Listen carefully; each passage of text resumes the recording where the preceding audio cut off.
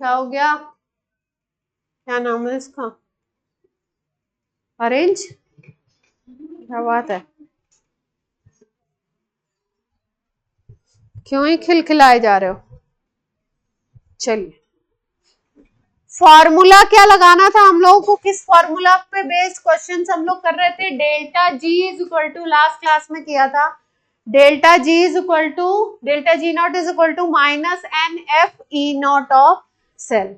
इस पे बेस करके हमने अगर किसी 2 रिएक्शन के लिए, 3 रिएक्शन के लिए ई नॉट सेल की वैल्यू दी हुई हो तो किसी नई रिएक्शन के लिए ई नॉट सेल हम लोग कैसे निकालेंगे? उस टारगेट रिएक्शन को, उन रिएक्शंस को यूज करके हम लोग बनाएंगे उस टारगेट रिएक्शन को, और टारगेट रिएक्शन को बनाने के लिए जो भी हम प्लस या माइनस जो भी प्रोसेस कर रहे हैं वही प्रोसेस हम लोग किस में करेंगे? डेल्टा जी नॉट में। 2 रिएक्शंस को अगर हमने ऐड किया है तो उसके डेल्टा जी भी क्या होंगे? ऐड होंगे। अगर माइनस किया है तो डेल्टा जी भी उसका क्या होगा? माइनस होगा। तब आपको टारगेट रिएक्शन का डेल्टा जी मिलेगा। और इससे कंपेयर करके कई बार क्वेश्चन आए। अब किस किस में आए वो तो मुझे याद नहीं, पर आए। ठीक है, तो बात करते हैं हम लोग डेल्टा जी नॉट पे क्वेश्चन कर रहे हैं हम लोग, और ई नॉट सेल कैलकुलेट करना है हमको। ई नॉट सेल कैलकुलेट करना है हम लोगों को। ई naught of FeO4 - 2 oblique Fe+2 ये कैलकुलेट करना है। और अपने को दे क्या रखा है? FeO4 - 2, इस रिएक्शन में 2 वोल्ट है, Fe+3 बनता है। तो फिर उसके बाद इस Fe+3 से Fe+2 बनता है, तो 0.8 वोल्ट डेटा दे रखा है। फिर Fe+2 से Fe0 बनता है, तो माइनस का 0.5 वोल्ट है। वो सारे डेटा प्लस में है और ये डेटा क्या है? माइनस में है। 3 रिएक्शंस के लिए ई नॉट की वैल्यू दे रखी है, आपको निकालना है एक रिएक्शन के लिए।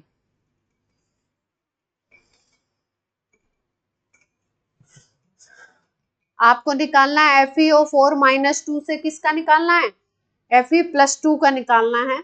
और डेटा किसके लिए दे रखा है? FeO4 - 2 से Fe+3 और Fe+3 से Fe+2 का 2 डेटा दे रखे हैं। 3 दे रखे हैं, 2 ही यूज करने होंगे मेरे ख्याल से। अक्षिता, ये एक्स्ट्रा मुस्कुराने की जरूरत नहीं है बिना मतलब का। क्वेश्चन पे ध्यान दो।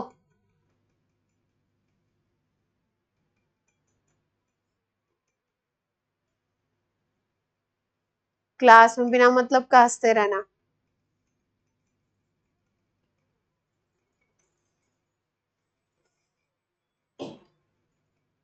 रिएक्शन में बनाने की कोशिश कीजिए, कौन कितना इलेक्ट्रॉन गेन करेगा, क्या करेगा, कैसे सोचें।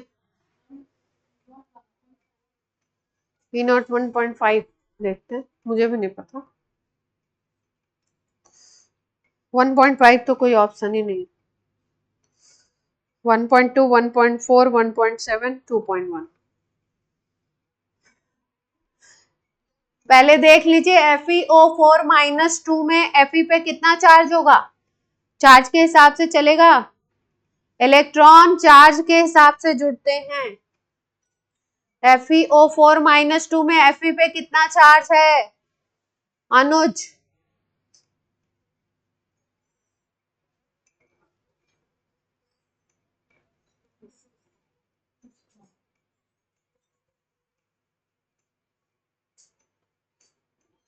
हैं? +2 का चार्ज है, ढंग से निकालो। कितना चार्ज आ रहा है FeO4 में -2 पे +6 का आ रहा है, +6 से इसका मतलब +3 बन रहा है पहले वाले केस में, और दूसरे वाले केस में क्या बन रहा है, +3 से +2। और हम लोग को बनाना क्या है, हम लोग को ये वाली रिएक्शन ये बनाना है, इससे इस पे जाना है ना, बनाइए।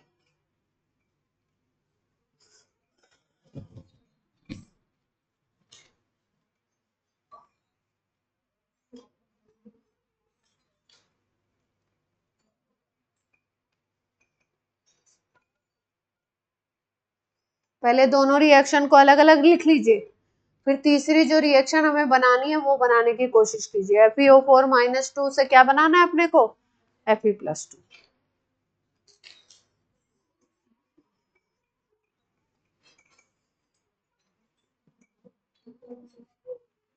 हम्म 3.64 आ रहा है,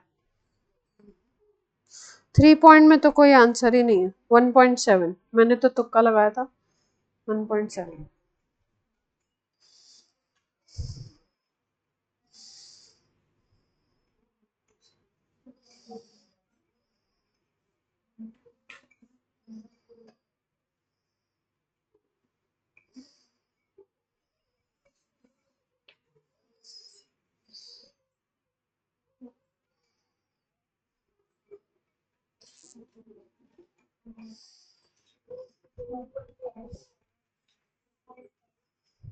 ऑप्शन ही नहीं है,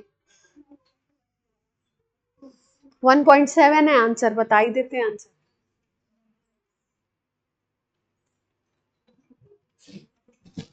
ऑनलाइन टारगेट इक्वेशन बोलिए क्या होगी, ऑनलाइन देखो टारगेट इक्वेशन अपनी क्या है, ध्यान से देखो, FeO4 -2 से क्या बनाना है, Fe+2 बनाना है ना, Fe+2 बनाना है अपने को। ऐसे क्वेश्चन यहां से शुरू करते हैं। अब इस पे चार्ज निकाल लेते हैं, इस पे चार्ज आ रहा है +6, +6 से कौन सा चार्ज बनाना है अपने को, +2 बनाना है, तो इलेक्ट्रॉन लिखने पड़ते हैं। इक्वेशन में क्या लिखना पड़ता है, इलेक्ट्रॉन। तो +6 से +2 बनाना है तो कितने इलेक्ट्रॉन जोड़ दें इसमें, 4 इलेक्ट्रॉन जोड़ दें। तो इसका मतलब इस रिएक्शन के लिए n की वैल्यू क्या हो जाएगी, 4 हो जाएगी। ठीक, तो टारगेट के लिए 4 मिल गया अपने को। अब अपनी दो रिएक्शंस हैं, एक आपकी है FeO4 -2 से क्या बना रहे हैं, Fe+3 बना रहे हैं। तो यहाँ पे चार्ज है +6 का, अब +6 से क्या बनाना है, +3 बनाना है, तो कितने इलेक्ट्रॉन ऐड करेंगे, 3 इलेक्ट्रॉन। यानी कि इस इक्वेशन में आपका n = क्या आ गया, इस इक्वेशन के लिए 3। चौथी इक्वेशन क्या है आपकी, तीसरी, Fe+3 से क्या बन रहा है, Fe+2। तो एक इलेक्ट्रॉन ऐड करना पड़ेगा अपने को, 1 मोल इलेक्ट्रॉन ऐड करना पड़ेगा, 1 मोल बोलते हैं। अगर ये मोल में ले रहे हैं तो ये मोल में आएगा, 1 मोल इलेक्ट्रॉन ऐड करना पड़ेगा। ठीक है, तो यहाँ पे 1 मोल, तो यहाँ पे n की वैल्यू क्या आ गई, इसके लिए 1 आ गई। अब इन दोनों इक्वेशन को यूज करके ये टारगेट वाली बनानी है, लास्ट वाली, तो आप दोनों को प्लस कर सकते हो, प्लस कर दोगे तो, नहीं दोनों को हाँ प्लस ही करोगे, प्लस करोगे तो ये Fe+3 तो कट जाएगा और इधर से ये मिल जाएगा आपको, है ना। तो इसका मतलब अगर इसको फर्स्ट कहते हो, इसको सेकंड कहते हो, और इसको कहते हो टारगेट, तो टारगेट इक्वेशन आपको कैसे मिल रही है, टारगेट इक्वेशन आपको मिल रही है फर्स्ट प्लस सेकंड करने से। तो यही चीज आपको डेल्टा जी में भी करनी है, delta G not of target = delta G not of first plus delta G not of second, यही करना है अपने को। अब डेल्टा लिख लेते हैं, डेल्टा जी नॉट टारगेट हो जाएगा -NFE0, टारगेट जो निकालना है आपको, डेल्टा जी नॉट ये हो जाएगा, इसमें n कितना है, पहली इक्वेशन में 3 था, 3 था या 4 था, 4 था, नहीं 3 है, पहले वाले में कितना है -3 F और ई नॉट कितना दिया पहले के लिए 2। दूसरे वाले इक्वेशन में देखिए आपका n है 1, f तो f ही रहेगा दूसरे वाले इक्वेशन के लिए, और ई नॉट कितना दिया हुआ है पॉइंट का 0.8। ठीक है, क्लियर है बात। अब इसको सॉल्व कर लो, f को तो उड़ा ही दो, f को तो रखने की जरूरत नहीं है, f को हटा दीजिए।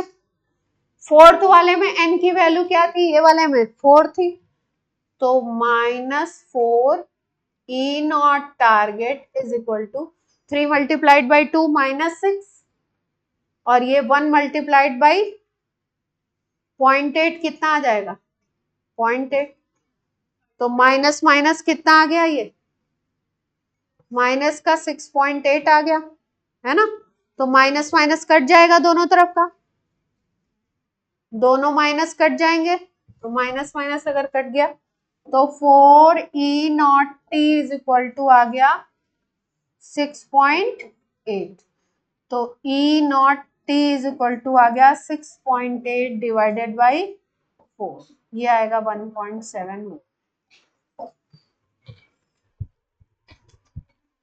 क्लियर है बात, बोलिए बच्चों।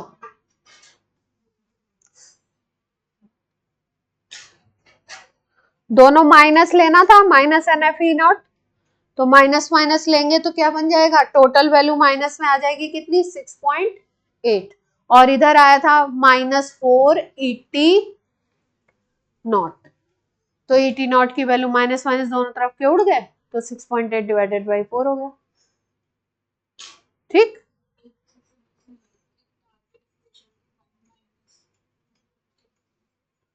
टारगेट 1 - 2 कैसे होगी, आपको FeO4 चाहिए लेफ्ट में, और Fe+3 का कहाँ, Fe+2 कहाँ चाहिए राइट में चाहिए, टारगेट पहले लिखी हुई है, तो जो लेफ्ट में चाहिए उसको तो प्लस ही करते हैं, और जो राइट में चाहिए उसको क्या करना, मतलब अगर अपोजिट होता है तो माइनस करना पड़ता है। तो इन दोनों को अगर जोड़ दोगे आप, इन दोनों इक्वेशन को जोड़ोगे तो ये और ये तो कट ही जाएगा, ये बच जाएगा, यानी फर्स्ट और सेकंड को क्या करना है अपने को जोड़ना। अब ऐसा कोई भी सवाल कर लेंगे आप, चार्ज किस हिसाब से लिखना है, मेन चीज है इसमें इक्वेशन में माइनस प्लस तरीके से लगाना। यहाँ पे जैसे ये भी चीज प्लस में थी, इसका ई भी प्लस में था, इसका ई भी प्लस में था, अगर कहीं हमें ये चौथा वाला ई यूज करना पड़ता तो वो माइनस में है, तो वैल्यू फिर ओवरऑल में किसमें बन जाती प्लस में। इन क्वेश्चंस में एक तो प्लस माइनस की गलती होती है, और दूसरी गलती होती है नंबर ऑफ इलेक्ट्रॉन की, एन निकालने में गलती होती है, तो ये ध्यान रखना।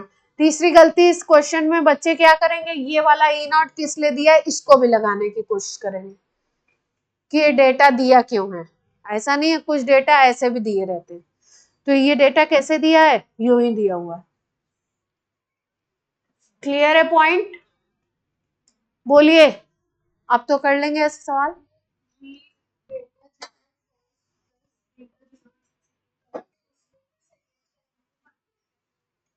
कहाँ माइनस कैसे हो गया,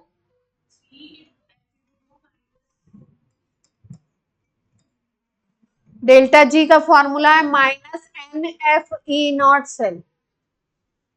क्वेश्चन कराने से पहले ही आपको ये फॉर्मूला मैंने इसीलिए रिवाइज करा दिया था कि अभी आपको याद नहीं है।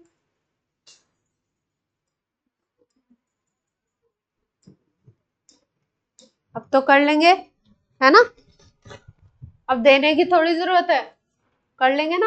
अब कोई भी हो, बस आपको क्या देखना है, ऑक्सीडेशन नंबर अगर आपको निकालने आती है, कितनी बड़ी भी स्पीशीज दी हुई है, किस एलिमेंट से क्या एलिमेंट बन रहा है उस पर फोकस करिए, कितने चार्ज का चेंज हो रहा है उस पर फोकस करिए, और चार्ज का चेंज कितने इलेक्ट्रॉन से बैलेंस आउट होगा वो नंबर निकालिए, और सीधे सीधे आप टारगेट इक्वेशन बना करके आंसर अपना निकाल सकते।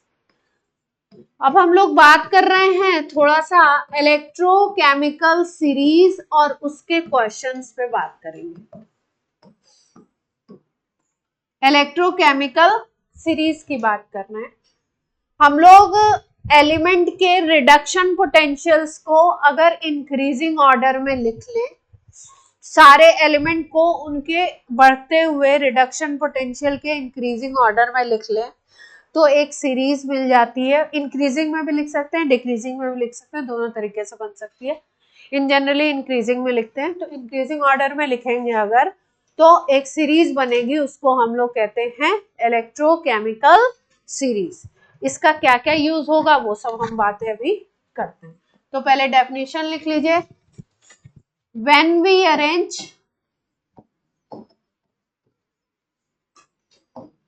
metals and non-metals, metal non metal सब है इसमें, है ना, metals and non metals in generally books में लिखा रहता है मेटल्स, है ना, तो मेटल्स के लिए नहीं, मेटल नॉन मेटल दोनों को मिला करके बनाई गई है। In their in increasing order of their standard reduction potential, standard reduction potential series formed is called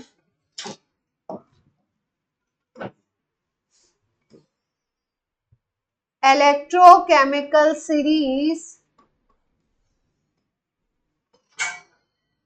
electrochemical series और एक्टिविटी सीरीज। 10th में पढ़ी होगी आपने, 11th में पढ़ाई थी हालांकि मैंने आपको। इलेक्ट्रोकेमिकल सीरीज और activity series, activity series metals के लिए बोलते थे। छोटी सी 8-10 मेटल के लिए 10th में पढ़ाई जाती है। तो इसमें एलिमेंट को किस ऑर्डर में रखना है आपको, किस ऑर्डर में रखना है, increasing SRP, SRP is standard reduction potential. Note हो गया सबका डेफिनेशन।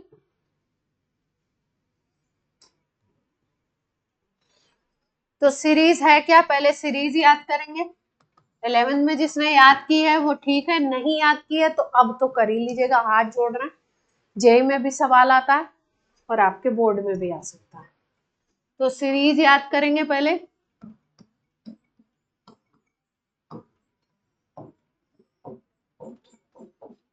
बोर्ड कम है इसलिए सब एक लाइन में है, ये एलिमेंट ऊपर से नीचे की तरफ ही है, ये करवाई है।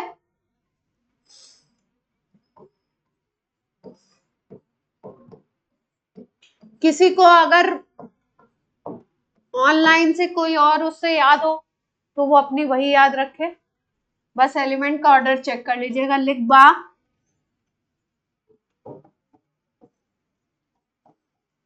सरकाना, फिर इसके नीचे आते McGill,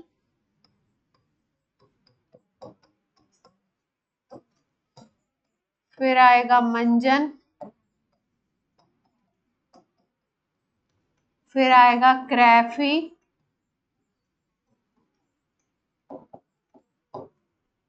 क्रैफ for chromium and एफी for एफीआई, कैडको,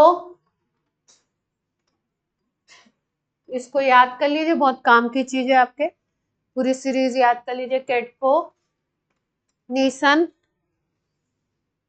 Akshita note करो, कब नोट करोगे,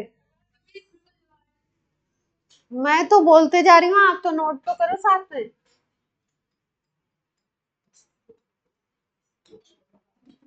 लेड,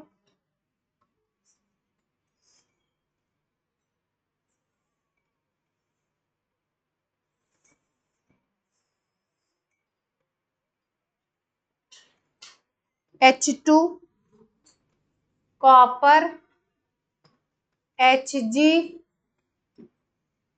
फिर क्या था, सिल्वर, ऐसा। लास्ट में ही भूलते हैं।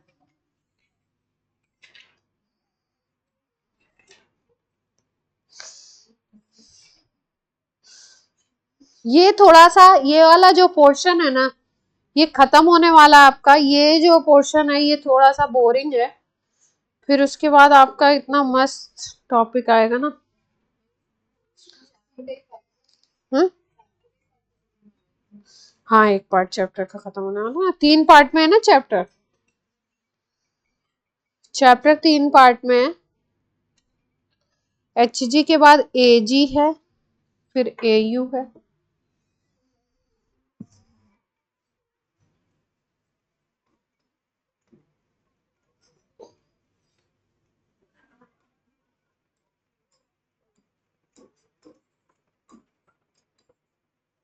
प्लेटिनम कहाँ ही रिएक्ट करता है, पीकी को क्यों रखे, रख ले।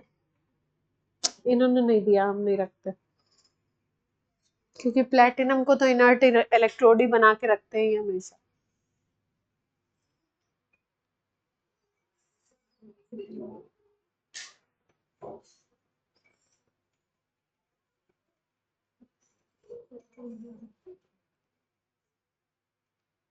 H2 copper HgAgAu। पिछली में क्या है, तो पहले ये नोट करिए और लोगों को नोट करने दीजिए।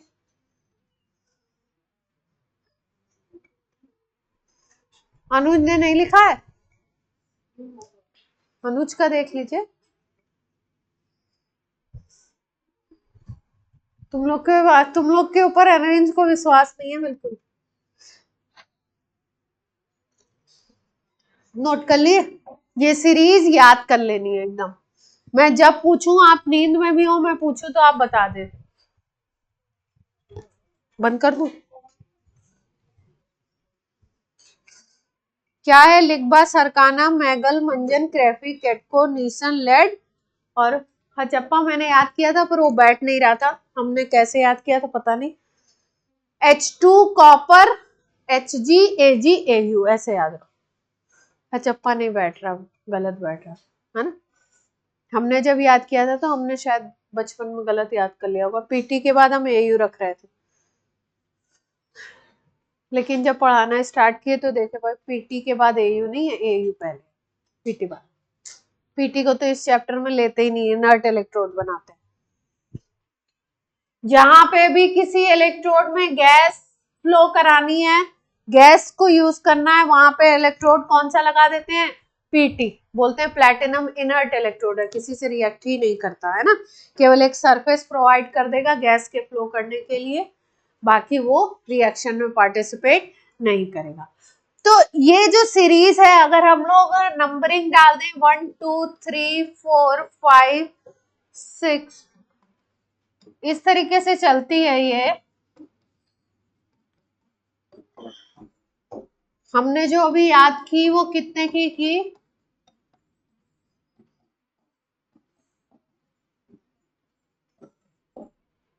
कितने एलिमेंट हो जाएंगे, 22 हो जाएंगे ना।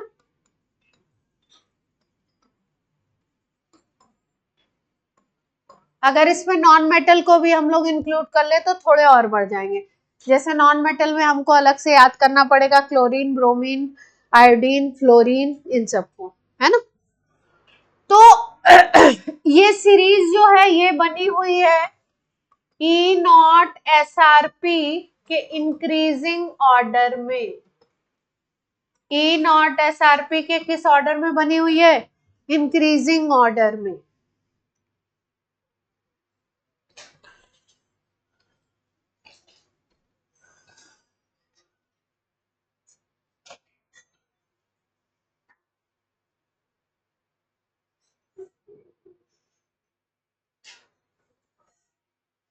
अब इस सीरीज के 2 पॉइंट बहुत अच्छे से याद रखेंगे, दिमाग में बिल्कुल बैठा के, कि अगर हम लोग इस सीरीज में टॉप टू बॉटम आते हैं, टॉप टू बॉटम आते हैं, तो रिड्यूसिंग कैरेक्टर कम होगा, और अगर बॉटम टू टॉप जाते हैं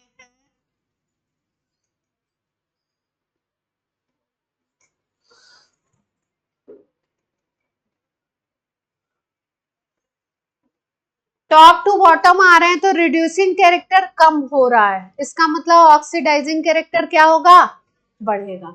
तो टॉप टू बॉटम में ऑक्सीडाइजिंग कैरेक्टर क्या होगा, बढ़ेगा, ध्यान रखना है।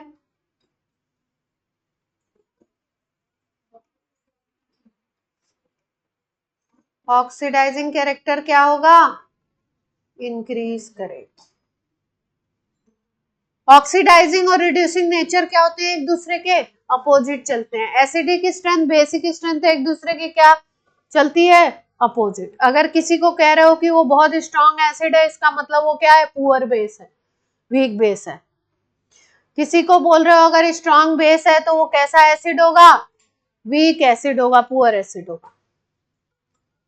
ठीक है, तो strong reducing agent is weak oxidising agent, और strong oxidising agent is a weak reducing agent. चलिए 2 पॉइंट तो यहीं पे नोट कर लिया, अब अगले पॉइंट पे बात करते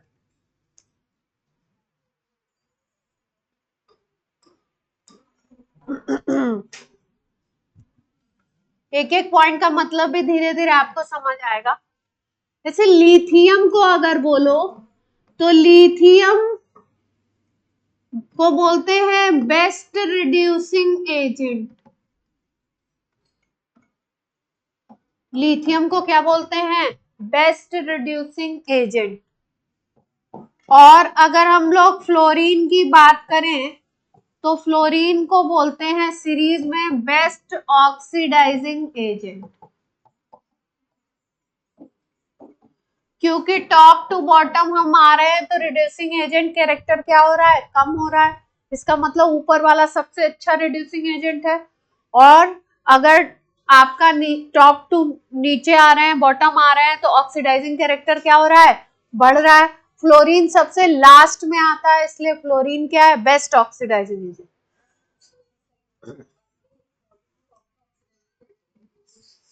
बॉटम टू टॉप नहीं लिखा, टॉप टू बॉटम बोला था मैंने पहले, बॉटम टू टॉप, फिर अपनी लैंग्वेज को मैंने बदल लिया था।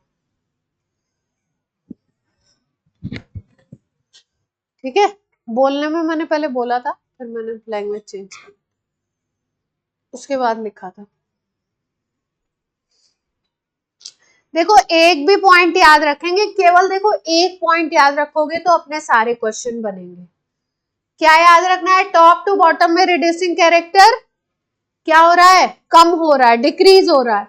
तो टॉप टू बॉटम में अगर रिड्यूसिंग कैरेक्टर डिक्रीज हो रहा है तो टॉप टू बॉटम में ऑक्सीडाइजिंग कैरेक्टर क्या होगा, इंक्रीज करेगा। टॉप टू बॉटम में रिड्यूसिंग कैरेक्टर कम हो रहा है ना। तो अगर रिड्यूसिंग कैरेक्टर के बारे में बात करें, बढ़ाना है, तो बॉटम टू टॉप जाएंगे तो क्या हो जाएगा, रिड्यूसिंग कैरेक्टर बढ़ने लगेगा, अपोजिट चलता है ना। तो सबसे ऊपर वाली चीज जो होगी, सबसे फर्स्ट एलिमेंट जो है, वो सबसे अच्छा रिड्यूसिंग एजेंट होता है पूरी सीरीज में। और इस सीरीज में नॉन मेटल को हमने इंक्लूड नहीं किया था, नॉन मेटल भी होते हैं, और उसमें सबसे लास्ट में आता है फ्लोरीन F2, वो जो होता है वो सबसे अच्छा ऑक्सीडाइजिंग एजेंट होता है।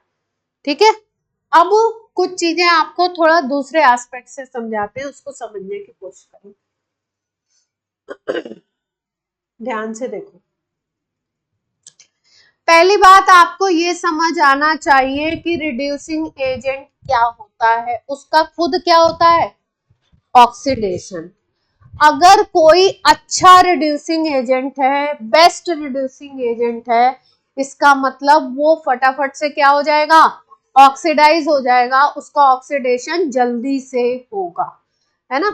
तो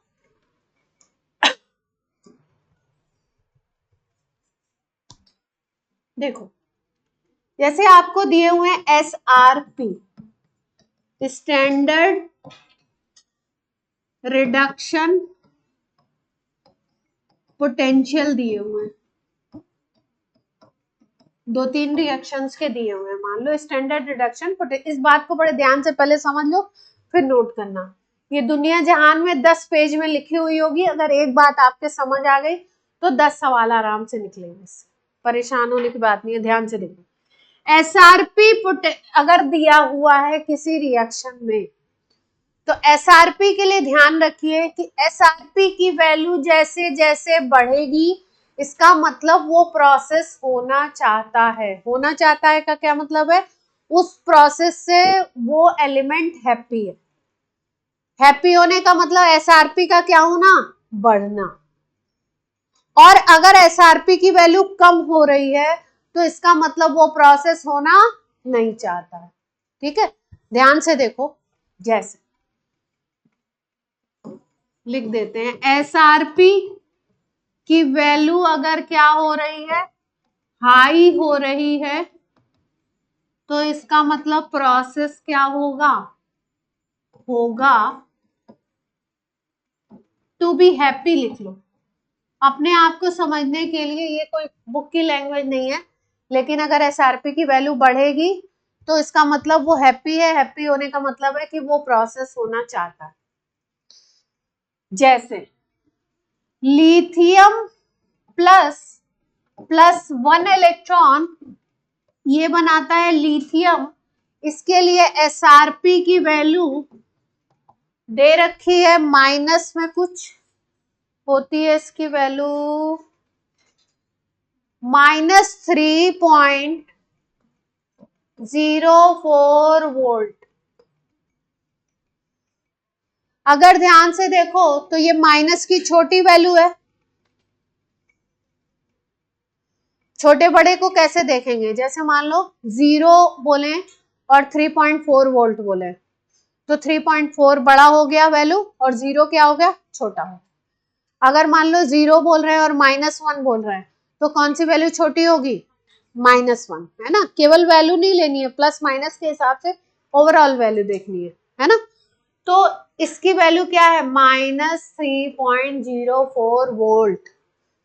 वैल्यू अगर बड़ी होगी, वैल्यू अगर पॉजिटिव होगी, वैल्यू अगर बड़ी है, तो वो जल्दी से क्या होना चाहेगा? वो प्रोसेस होना चाहेगा।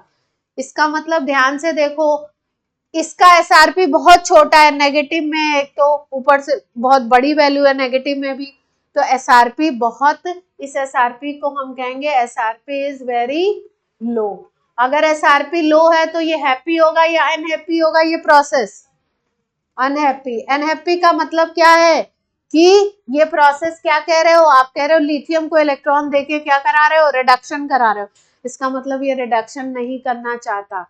क्या नहीं करना चाहता? रिडक्शन नहीं करना चाहता।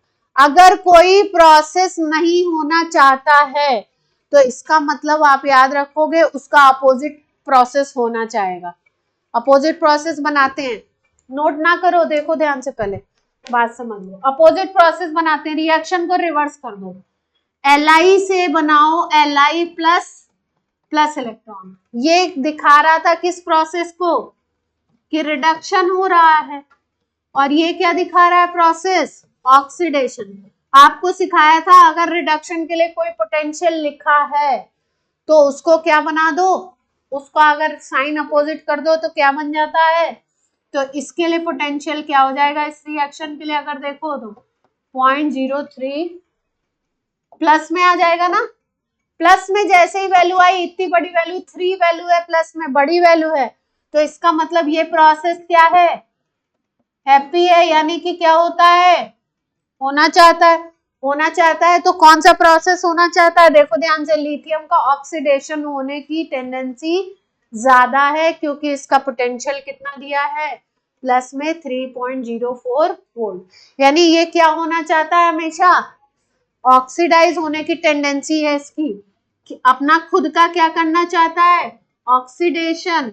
तो अगर खुद ऑक्सीडेशन करेगा तो क्या बनेगा? अच्छा, रिड्यूसिंग एजेंट।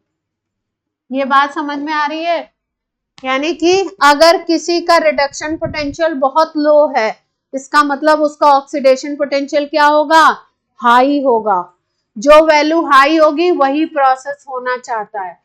तो ऑक्सीडेशन पोटेंशियल अगर हाई है तो हम क्या बोलेंगे? कि वो ऑक्सीडाइज होना चाहता है। अगर ऑक्सीडाइज होना चाहता है तो खुद कैसे काम करेगा, अच्छे रिड्यूसिंग एजेंट की तरह काम करेगा। अब अगले एग्जाम्पल को समझेंगे इसी से, इसको नोट कर लो।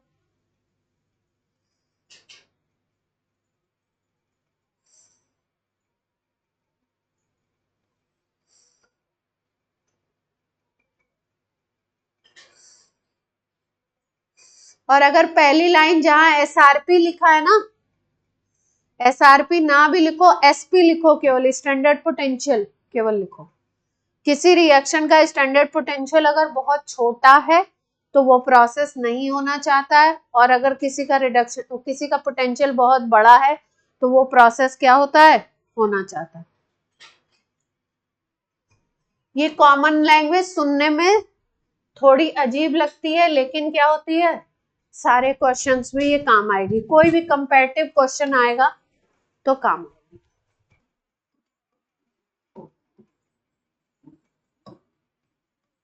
स्टैंडर्ड पोटेंशियल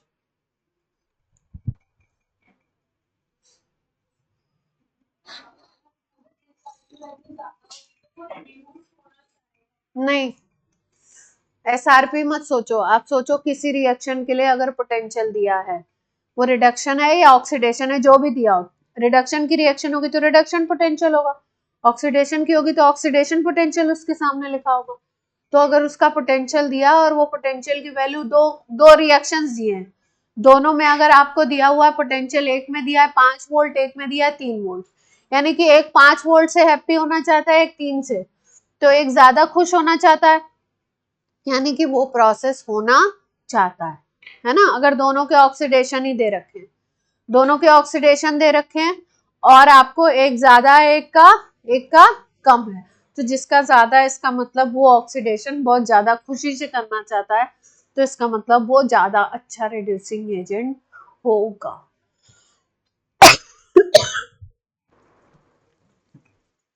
नोट हो गई बात, सबने नोट कर लिया, ऑनलाइन ऑफलाइन?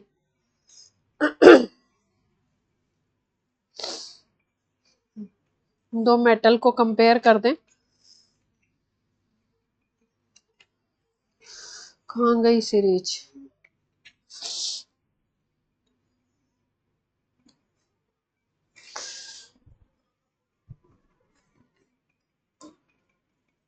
अब देखो अगला एग्जांपल लो, F2 plus 2 electron gives 2F minus, ये है लगभग 2.87 वोल्ट।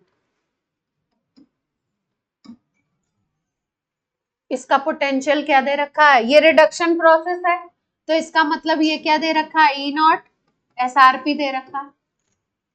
इसका रिडक्शन पोटेंशियल देखिए कितना हाई है, प्लस में 2.87, माइनस की वैल्यू ऑलवेज छोटी ही होगी।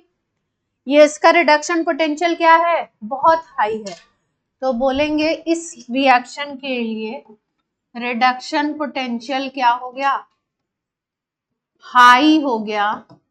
इसका मतलब ये क्या हैप्पी है इसमें, है ना, और अगर हैप्पी है तो ये क्या होना चाहता है, रिड्यूस होना चाहता है ना, वांट टू रिड्यूस। और कोई चीज अगर रिड्यूस होना चाहती है बहुत खुशी से, तो इसका मतलब वो क्या होगी, good oxidising agent, good oxidising agent. ठीक है,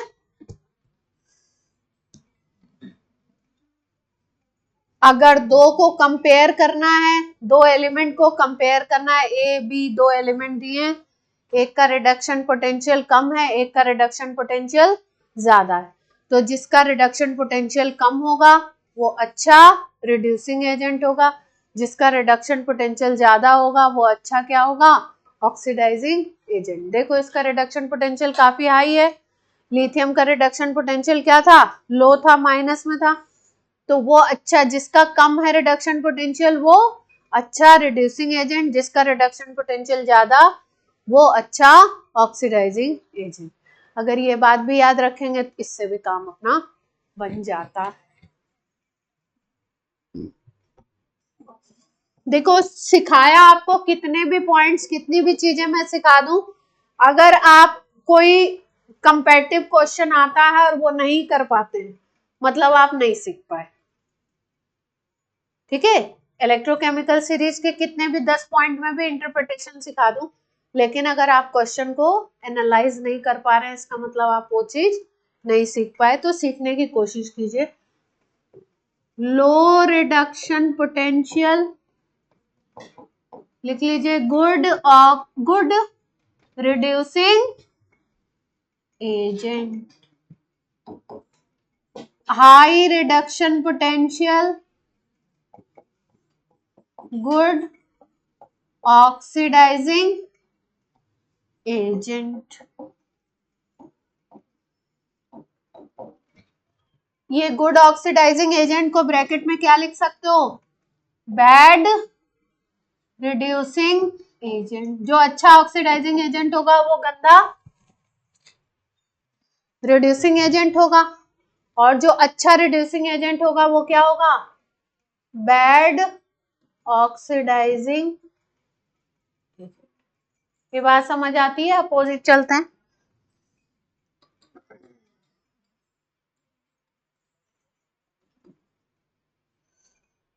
क्लियर है बात? बोले रिड्यूसिंग नेचर पूछ रहे हैं, रिड्यूसिंग नेचर यानी कि क्या पूछना चाह रहे हैं, कौन अच्छा रिड्यूसिंग एजेंट है, कौन खराब। ऑक्सीडाइजिंग नेचर पूछ रहे हैं, यानी कि ऑक्सीडेशन करवाने की प्रॉपर्टी, ऑक्सीडाइजिंग एजेंट की प्रॉपर्टी पूछ रहे हैं। चलिए अब एक क्वेश्चन करके बताइए। ऑनलाइन नोट हो गया बच्चों?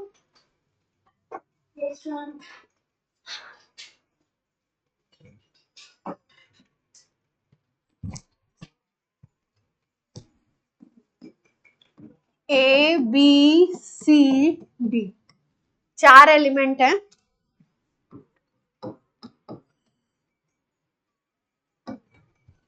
इनके सबके एसआरपी दे रखे हैं, इनके सबके क्या दे रखे हैं, एसआरपी दे रखे हैं। मान लो एक का माइनस ये दे रखा है 3.04, एक का दे रखा है माइनस, एक का 0.0 वोल्ट दे रखा है,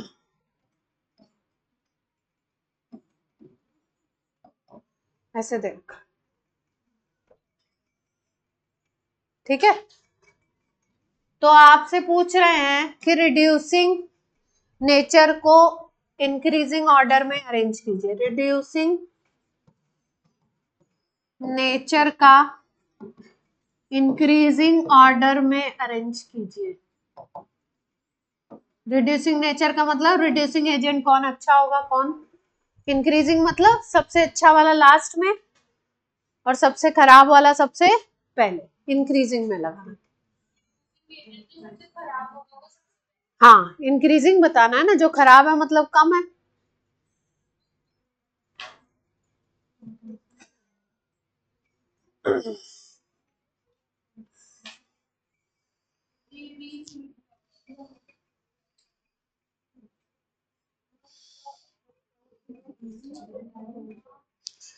सीरीज में याद रखना है, जो ऊपर है वो अच्छे रिड्यूसिंग एजेंट है, जितना नीचे आएंगे उतने अच्छे ऑक्सीडाइजिंग एजेंट मिलते हैं।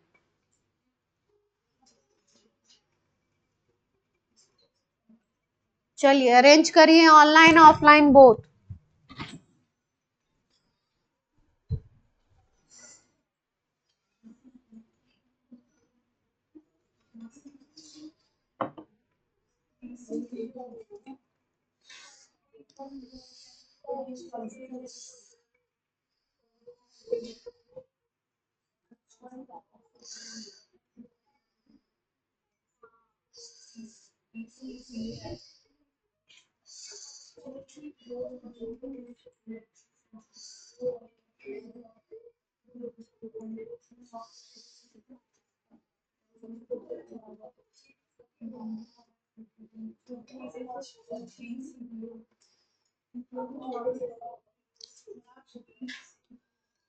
क्या आ रहा आंसर आप लोग का?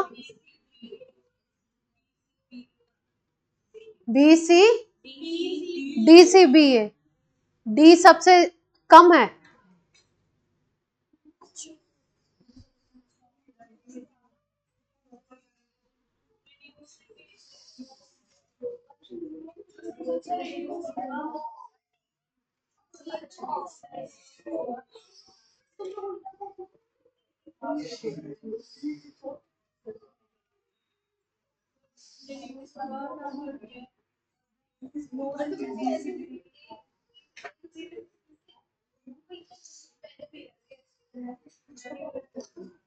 चलो बताएं,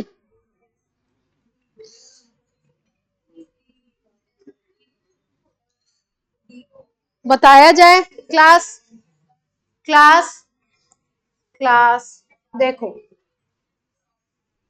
रिड्यूसिंग नेचर बताना है तो आपको बताया, अगर रिडक्शन पोटेंशियल गिवन है तो जिसका सबसे छोटा रिडक्शन पोटेंशियल वो सबसे अच्छा रिड्यूसिंग एजेंट, जिसका सबसे छोटा रिडक्शन पोटेंशियल वो सबसे अच्छा रिड्यूसिंग एजेंट, है ना। इसका मतलब आप ऐसे भी लिख सकते हो, reducing character is inversely proportional to SRP, ऐसे लिख सकते हो। स्टैंडर्ड रिडक्शन पोटेंशियल जिसका जितना ज्यादा छोटा वो उतना अच्छा रिड्यूसिंग कैरेक्टर रखेगा। तो सबसे छोटा रिडक्शन पोटेंशियल किसका है? ए का दे रखा है माइनस में, तो ये सबसे अच्छा होगा। इसका मतलब इंक्रीजिंग में लिखना है तो अच्छे वाले को सबसे लास्ट में लिखोगे, है ना। उसके बाद कौन आएगा माइनस का? -1 वाला आ जाएगा, यानी कि कौन आ जाएगा? बी वाला आ गया। फिर उसके बाद क्या आएगा? 0 0 वाला आएगा, तो सी आ गया। फिर सबसे ज्यादा वाला कौन सा आ जाएगा? डी, सबसे कम वाला। जिसका रिडक्शन पोटेंशियल सबसे छोटा वो सबसे अच्छा रिड्यूसिंग एजेंट। रिडक्शन पोटेंशियल सबसे छोटा किसका है? ए का, तो वो सबसे अच्छा रिड्यूसिंग एजेंट।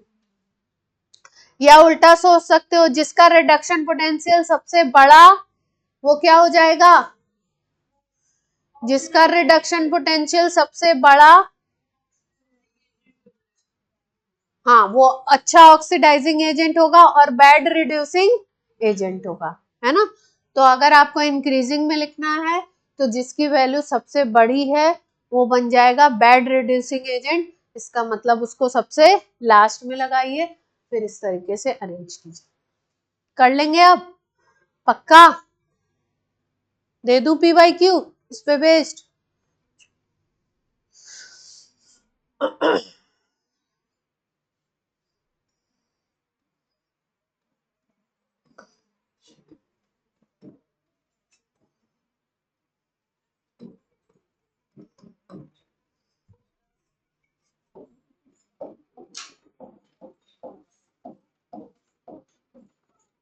इन चारों में ये है ना, ये भी नोट कर लो ऐसे करके। अभी तो समझ आ रहा है, बाद में क्या होता है जब फैक्टर्स थोड़े भूल जाते हैं तो ये चीजें काम आती है लिखी हुई। जो अच्छा रिड्यूसिंग एजेंट उसका रिडक्शन पोटेंशियल बड़ा,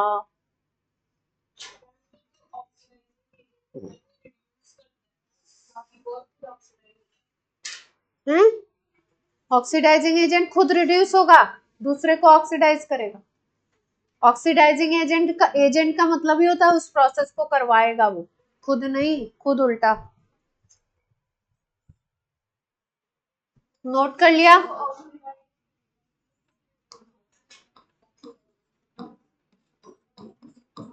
टॉपिक थोड़ा कंफ्यूजिंग है, टॉपिक थोड़ा कंफ्यूजिंग है। जिस लाइन से आपको याद होता है उससे याद कर लीजिए।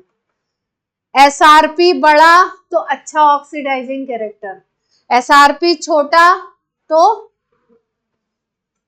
एसआरपी छोटा तो अच्छा रिड्यूसिंग कैरेक्टर, एसआरपी बड़ा तो अच्छा ऑक्सीडाइजिंग कैरेक्टर, एसआरपी छोटा तो अच्छा रिड्यूसिंग कैरेक्टर। इस लाइन से याद हो, इससे याद हो, जैसे आपको याद होता हो वैसे आप याद कर लीजिए, है ना। जब हम लोग पढ़ते थे तो मुझे तो केवल ये लाइन याद थी, इसी से मैं सारे क्वेश्चन निकालती थी,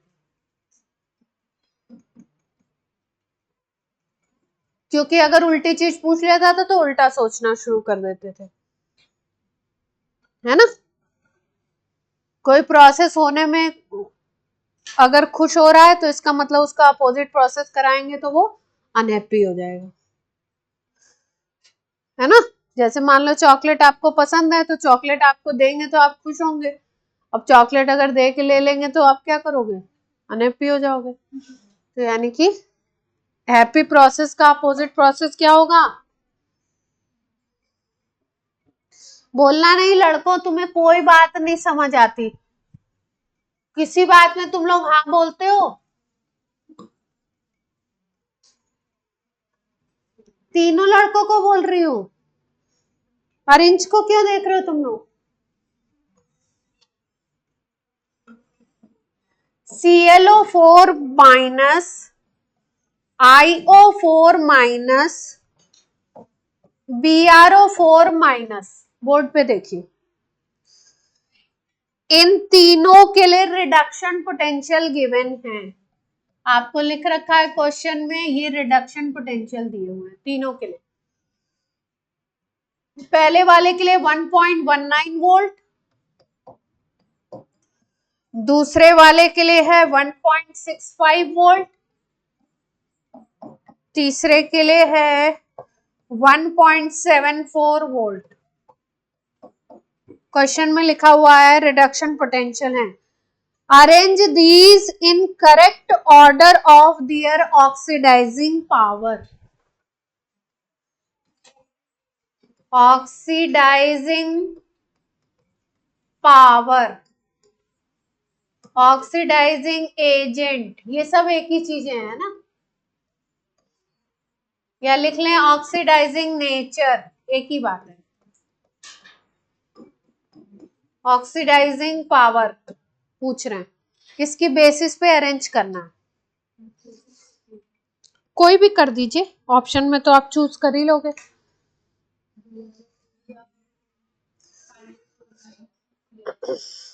ऑक्सीडाइजिंग पावर किसकी ज्यादा होती है, जिसका एसआरपी सबसे ज्यादा होगा।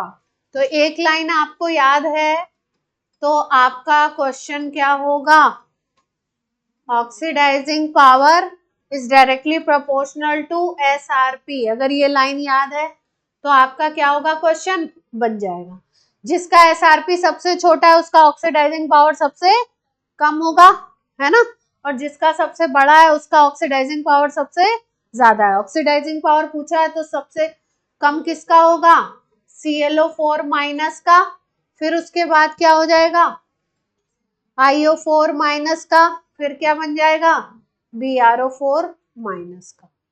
यानी सबसे अच्छा ऑक्सीडाइजिंग एजेंट कौन है, BrO4 माइनस, फिर उसके बाद उससे कम IO4 माइनस, फिर कौन है, यही ऑर्डर इनके इसका भी है, एसआरपी का भी है, जो ऑर्डर एसआरपी का वही ऑर्डर ऑक्सीडाइजिंग पावर का। तो रिड्यूसिंग पावर क्या हो जाएगी, अगर रिड्यूसिंग पूछ लेते तो क्या हो जाता, जस्ट अपोजिट हो जाता, ClO4 माइनस को सबसे ज्यादा कर देता, IO4 माइनस बीच में है तो वो बेचारा बीच में ही रहता।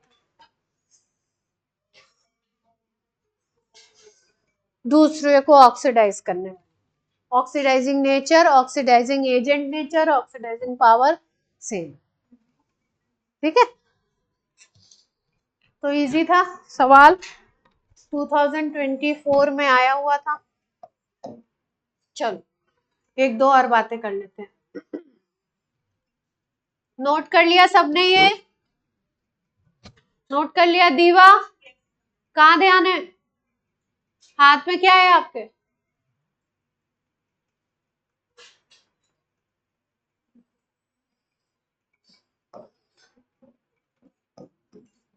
सीरीज की अगर आप बात कर रहे हो, जो सीरीज मैंने आपको सिखाई है उस सीरीज में जो एबव के एलिमेंट होंगे, एबव का कोई भी अगर एलिमेंट है, ऊपर का अगर कोई एलिमेंट है तो वो नीचे वाले एलिमेंट को from their salt can replace. इस लाइन का मतलब समझो, एबव कोई एलिमेंट है तो वो नीचे वाले एलिमेंट को उसके सॉल्ट से रिप्लेस कर सकता है। अगर हम लोग सीरीज में देखें तो जैसे लिथियम है, तो लिथियम जो एलिमेंट है वो ऊपर है और मैग्नीशियम, एल्युमिनियम ये सब नीचे है इससे। तो अगर मान लो मैग्नीशियम का कोई सॉल्ट है सपोज, तो ये लिथियम क्या कर सकता है, उसके सॉल्ट से उसको रिप्लेस कर सकता है। इसका मतलब कौन सी रिएक्शन हो सकती है, डिस्प्लेसमेंट रिएक्शन करा सकता है। लेकिन अपोजिट ट्रू नहीं है। अगर किसी एलिमेंट की पोजीशन नीचे है तो वो ऊपर वाले एलिमेंट को डिस्प्लेस नहीं कर सकता।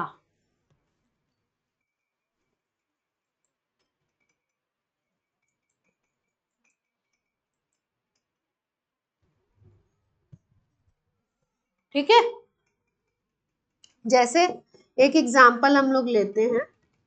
हम लोग बोलते हैं, 11th में भी पढ़ा है आपने, शायद 10th में भी पढ़ा होगा, कि कॉपर सल्फेट का सोल्यूशन लेते हो, ये सोल्यूशन होता है ब्लू।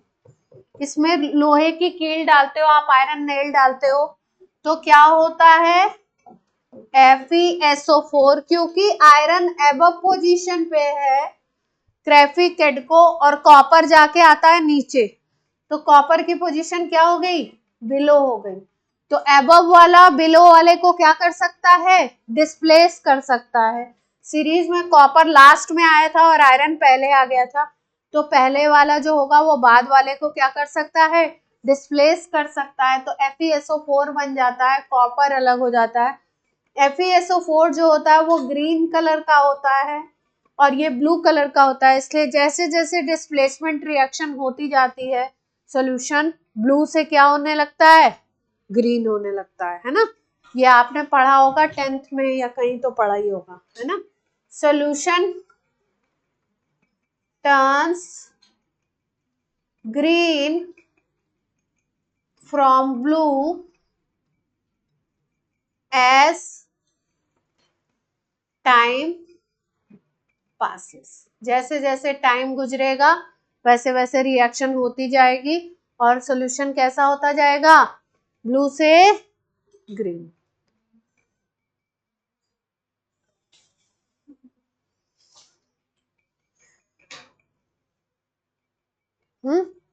बंद कर दूं,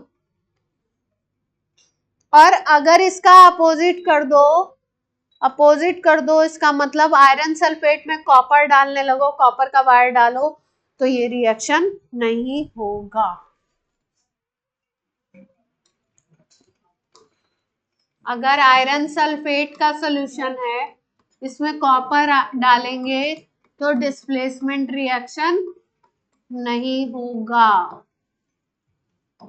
क्यों, क्योंकि इसकी पोजीशन क्या है, बिलो, और इसकी पोजीशन क्या है, अबव। तो अबव वाला तो बिलो वाले को कर सकता है, लेकिन बिलो वाला अबव वाले को डिस्प्लेसमेंट नहीं कर सकता। जेई में भी आते हैं, स्कूल की तो छोड़ ही दो, स्कूल में तो आते ही, स्कूल में तो कॉमन है ये सब सवाल। जेई एडवांस में नहीं आएंगे, मेंस एडवांस में कुछ न्यूमेरिकल क्लिस्ट बनाएंगे, लैंग्वेज में बनाएंगे तो कुछ लैंग्वेज में फंसाएंगे, नहीं तो डिफिकल्ट न्यूमेरिकल बना दो।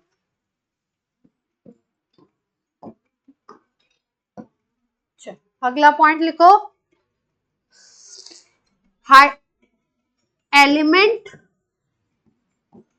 एबव हाइड्रोजन, जितने एलिमेंट हाइड्रोजन से ऊपर हैं, एलिमेंट एबव हाइड्रोजन, जितने भी एलिमेंट हाइड्रोजन से ऊपर हैं, सीरीज पे आ जाइए जरा। सीरीज आपने कहा नोट की थी, जहां पे भी नोट की थी वहां चले जाइए। ये थी। हाइड्रोजन कहाँ गया, ये हाइड्रोजन का एसआरपी 0.00 वोल्ट है, ठीक है। इसके पहले जितने एलिमेंट है सबका एसआरपी नेगेटिव है, और इसके बाद में जितने एलिमेंट है सबका एसआरपी की वैल्यू पॉजिटिव है। यानी कि इसके बाद जो वैल्यू है वो कैसी है, पॉजिटिव है, और इसके पहले जो वैल्यू है वो कैसी है, नेगेटिव है।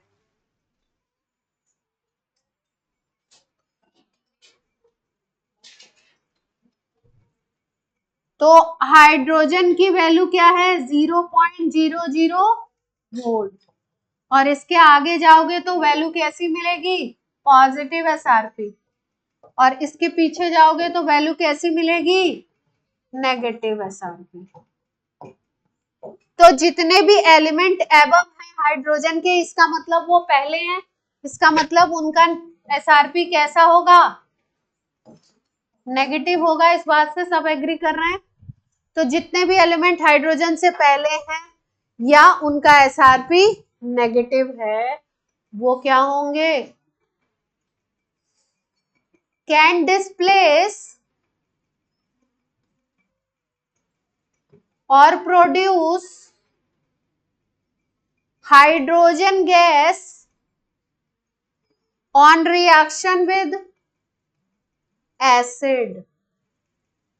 जितने एलिमेंट हाइड्रोजन से पहले हैं सब एलिमेंट आपके हाइड्रोजन गैस प्रोड्यूस कर सकते हैं, कब, एसिड से रिएक्शन पे।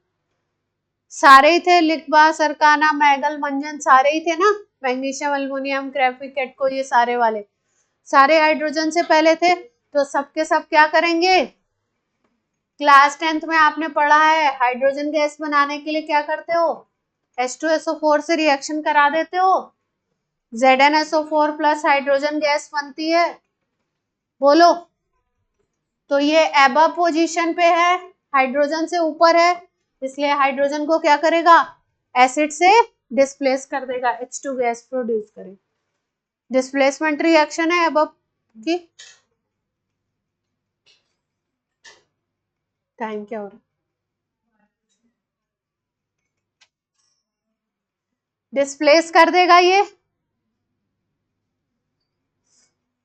तो बिलो वाले कर पाएंगे, हाँ? हाँ कौन बोल रहा है, एबव एलिमेंट करेंगे, बिलो वाले नहीं करेंगे। फ्लो में हाँ बोल रहे हो, बिलो हाइड्रोजन एलिमेंट अगर एसिड से रिएक्शन करते हैं, नो हाइड्रोजन, हाइड्रोजन के बबल आते हैं तो कैसे पहचानते हो आप, पॉप।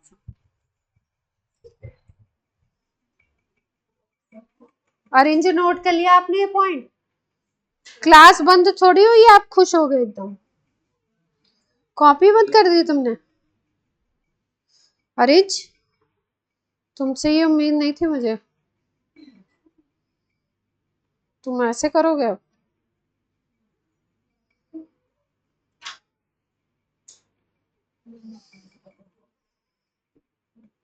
चलो, बहुत ही सुंदर सवाल है, आपने जितना आज पढ़ा है सब पे है।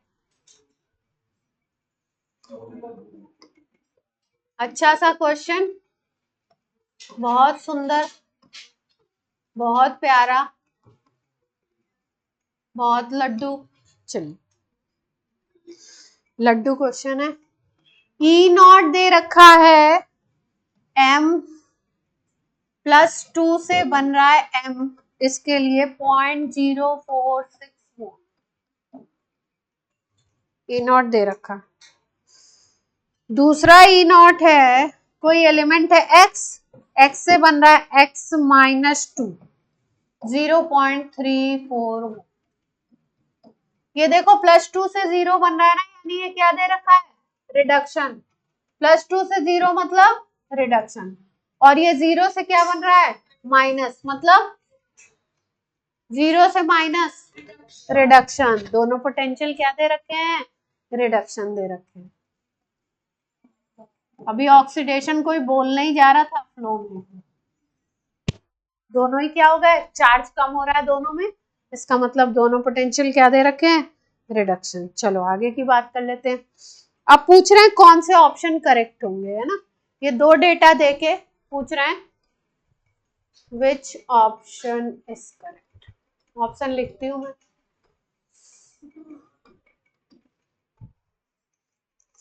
ए ऑप्शन में लिखा हुआ m plus x gives m plus 2, x minus 2 is a spontaneous process.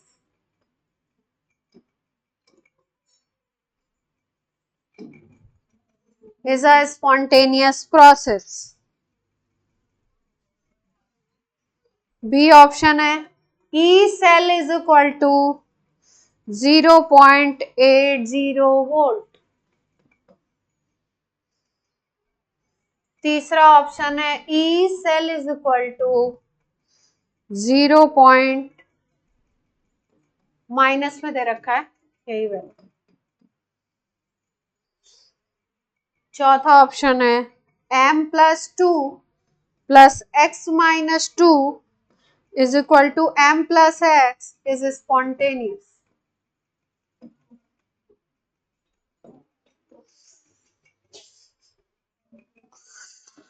सोचिए ध्यान से।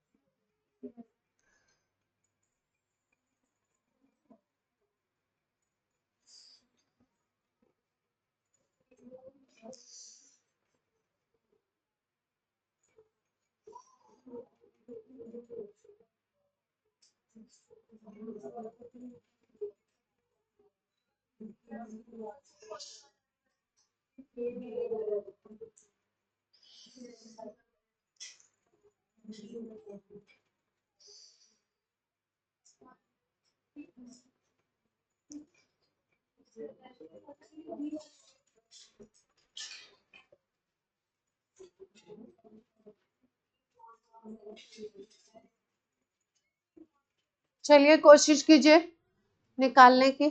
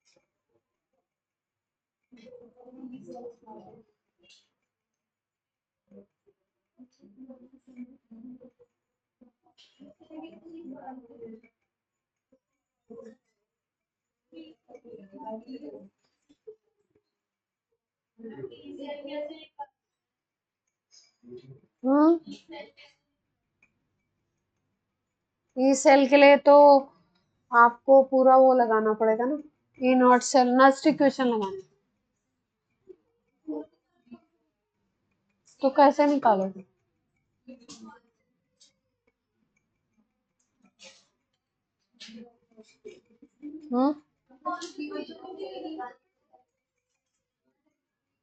नहीं दे रखा।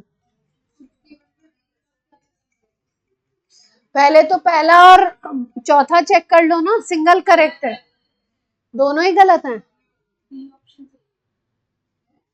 सोचो सोचो, दोनों ही गलत कैसे हो सकते हैं? ये दोनों रिएक्शन अपोजिट दिए हैं, देख लो, एक तो सही होगा। इसमें देखो क्या बना रहे हैं, m और x से मिला के m+2 और x-2 बना रहे हैं, इसको बोल रहे हैं स्पॉन्टेनियस। इसमें क्या बोल रहे हैं, m+2 और x-2 को मिला करके m और x बना रहे हैं, अपोजिट रिएक्शन दिया है, वो स्पॉन्टेनियस। या तो ये स्पॉन्टेनियस होगा या ये स्पॉन्टेनियस, एक तो होगा ही।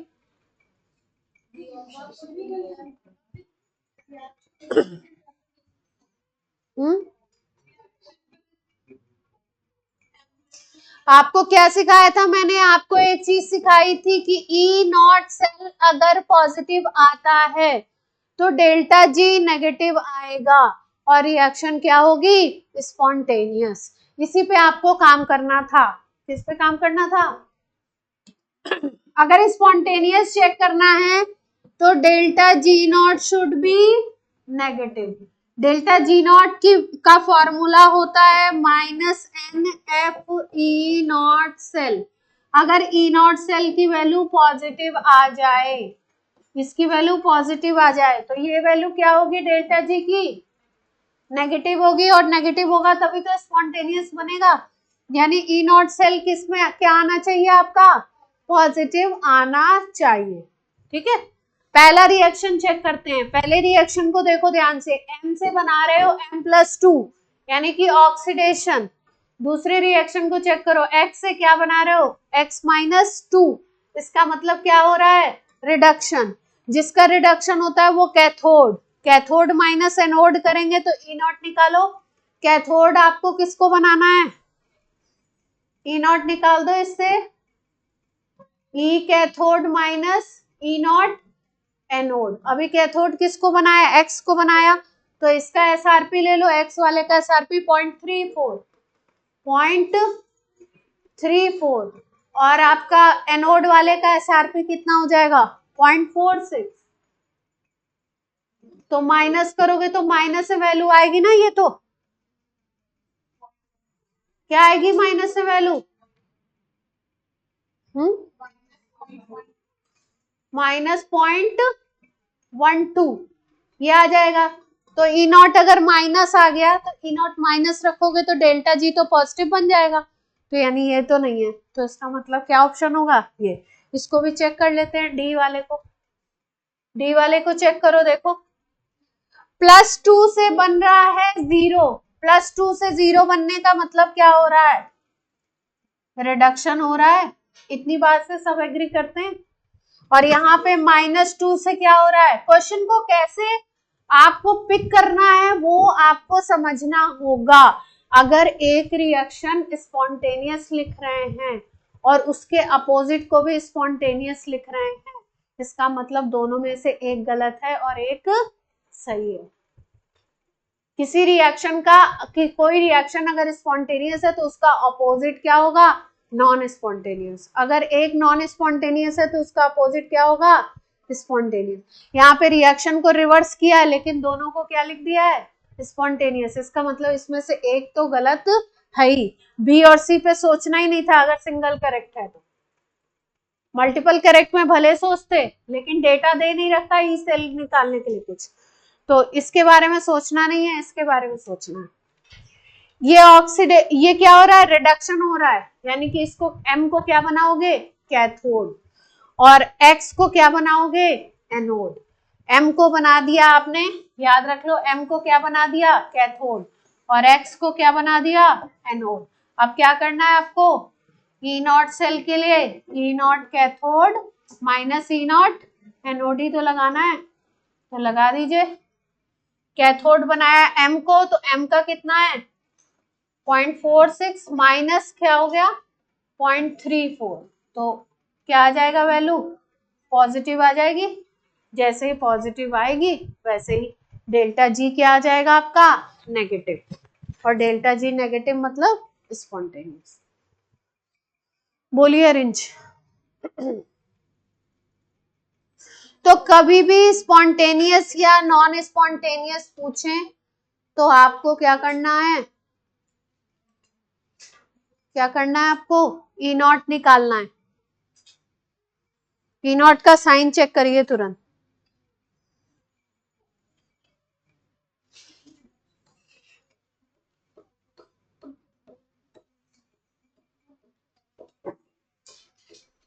ठीक है, चलिए आज की आपकी क्लास करते हैं। कब स्टार्ट हुई थी आपकी क्लास?